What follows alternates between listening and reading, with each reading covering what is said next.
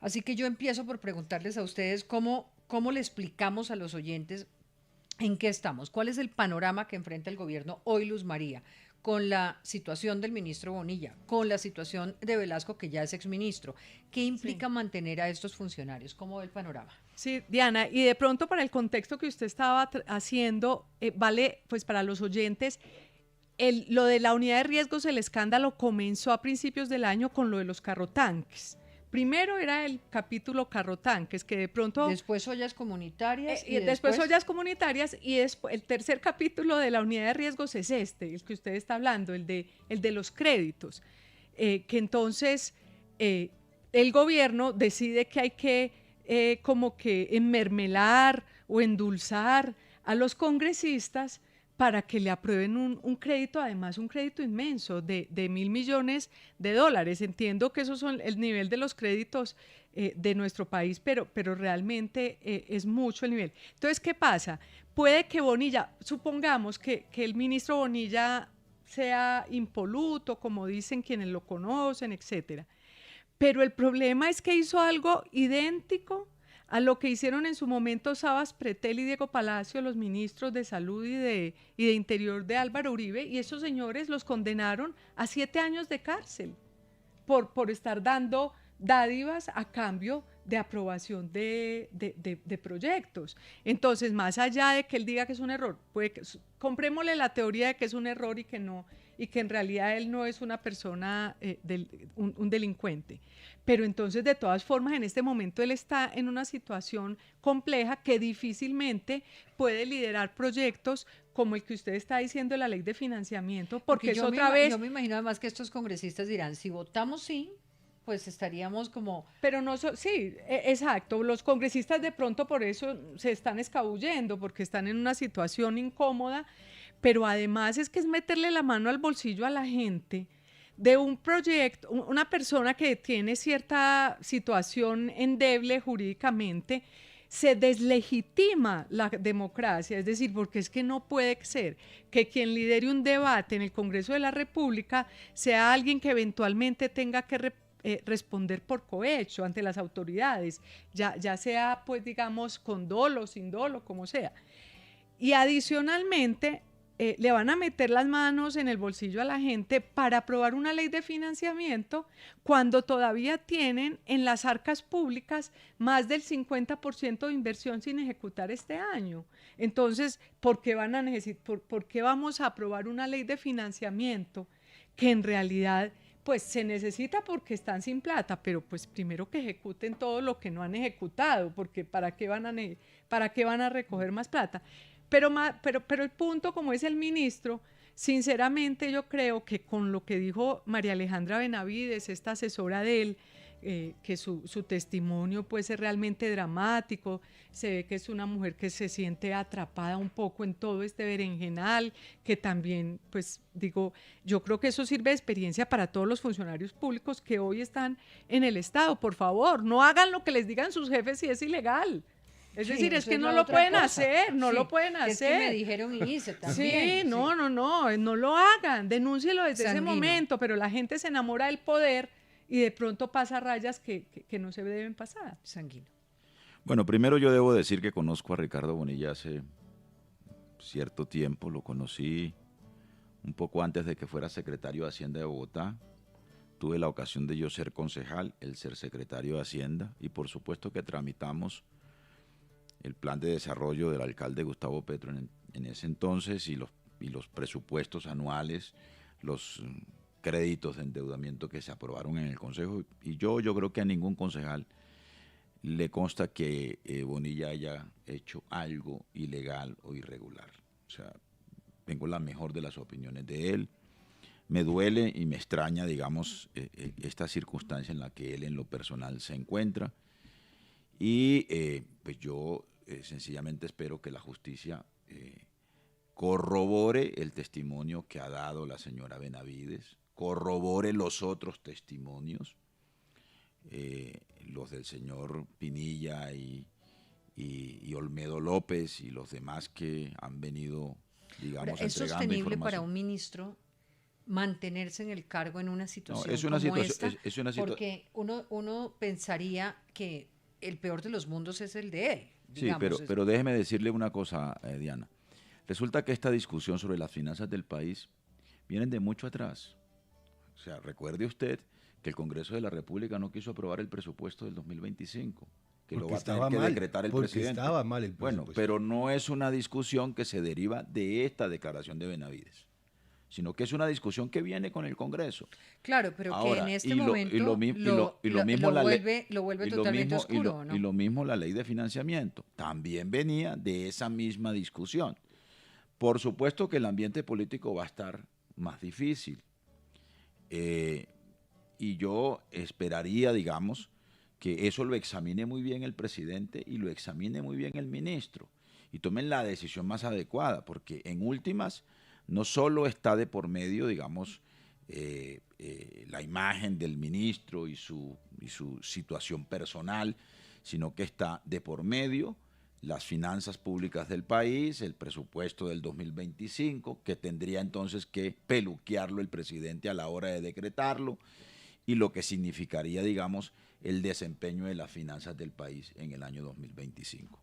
Así que esperemos que sea cual sea la decisión del presidente, el Congreso sepa asumir y encarar esta discusión, digamos, como le corresponde hacer. Ahora, Alejandro Gaviria propuso algo que muchos hemos propuesto en alguna ocasión, creo que el propio exministro lo propuso en su momento. Esa comisión de crédito público sobra.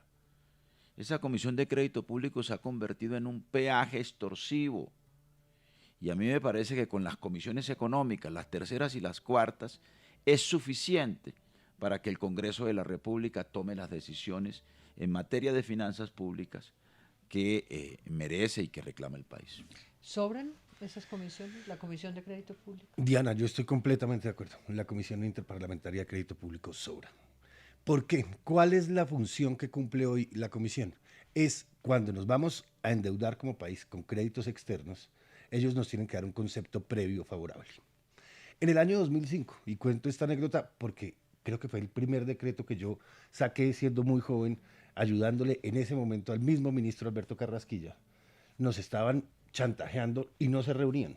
Y sacamos el decreto 2757 de 2005, que el decreto solo dice, si no vienen, pues seguimos adelante con el procedimiento. Si el Congreso no quiere reunirse y no quiere sentarse, pues nosotros tenemos que seguir adelante porque las finanzas públicas no se pueden frenar. ¿Por qué digo esto que es importante? Porque si el gobierno se dejó extorsionar es que no conoce la norma. Porque conociendo la norma, lo único que tenía que hacer era seguir adelante. Entienda que ese concepto de la Comisión Interparlamentaria de Crédito Público no es vinculante y siga adelante. ¿Por qué? Porque nosotros sí necesitamos el endeudamiento. Yo he sido crítico de este gobierno, pero defendí cuando pidieron el cupo de endeudamiento que se necesita para el país.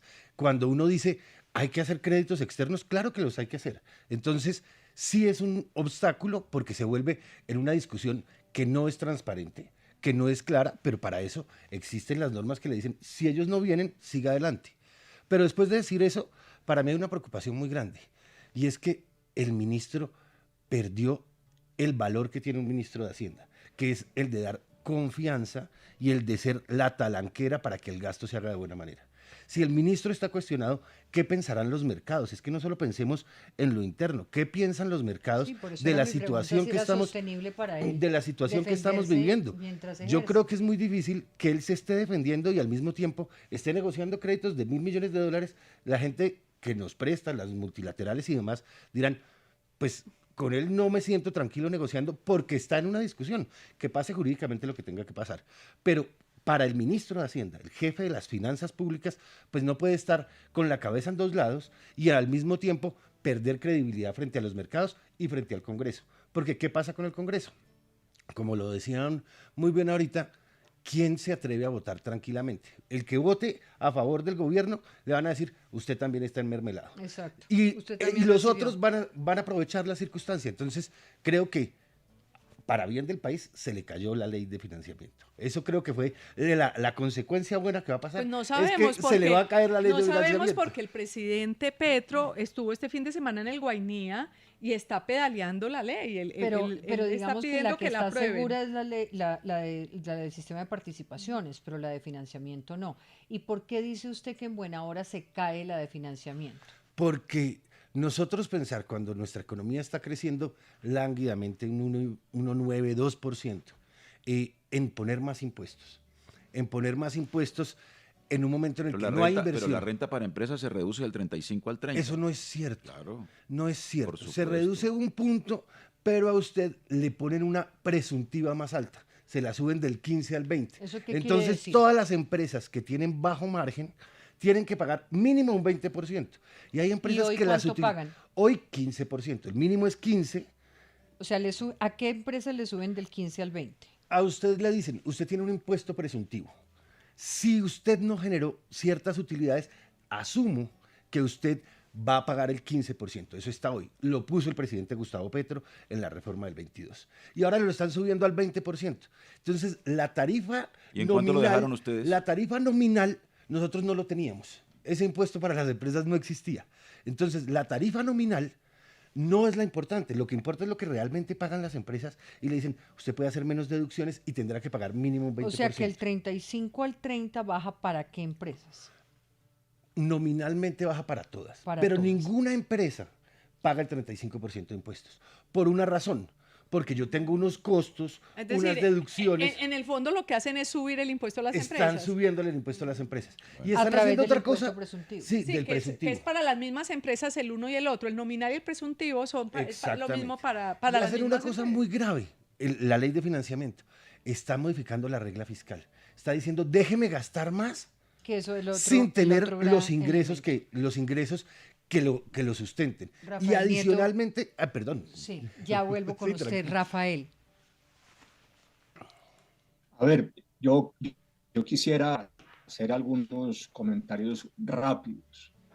Lo primero que me parece que es fundamental, Diana, poner sobre la mesa es que el testimonio de la Benavides del ministro Bonilla es uno más de los testimonios que se han dado en relación con la responsabilidad del ministro Bonilla en la operación de saqueo de la Unidad Nacional de Gestión de Riesgos y Desastres y en la compra de los congresistas. Ya teníamos además los testimonios en el mismo sentido del director y el subdirector de esa unidad. Eso primero. Segundo, no son solamente los testimonios, es que hay otros hechos que hacen pensar que lo dicho por estas personas es efectivamente cierto. ¿Cuáles son esos hechos? El primero, que el ministro aprobó 1.4 billones adicionales para el presupuesto de la unidad. Lo hizo con 700.000 millones un mes antes de las elecciones regionales del 2023 y otros 700.000 a fines de ese mismo año. Y además, también es cierto que los contratos de los que se hablan, que se le entregaron a los parlamentarios, efectivamente se dieron. De manera que ahí tenemos no uno, los testimonios, sino tres hechos distintos que conducen a una responsabilidad del ministro Bonilla. Una responsabilidad que, repito, no es solamente, y por eso discrepo de Luz María, la de darle alguna dádiva a un congresista. Es que aquí lo que se planeó fue todo un entramado criminal dirigido a trasladarle unos recursos extraordinarios a la unidad para después desde esa unidad entregarle dinero en efectivo a algunos parlamentarios y además entregarle unos contratos, que yo insisto, me parece, no es comparable. Aquí no veo cómo el ministro Bonilla simplemente decir fue un entrampamiento. ¿Un entrampamiento de quién? Aquí no hay entrampamiento, aquí hay unos hechos que son, en mi opinión, sumamente graves y además coincidentes con las declaraciones de los que están directamente involucrados, porque el comentario de la asesora Benavides no es uno de oídas, es que a ella le consta, es testigo directo de esa operación.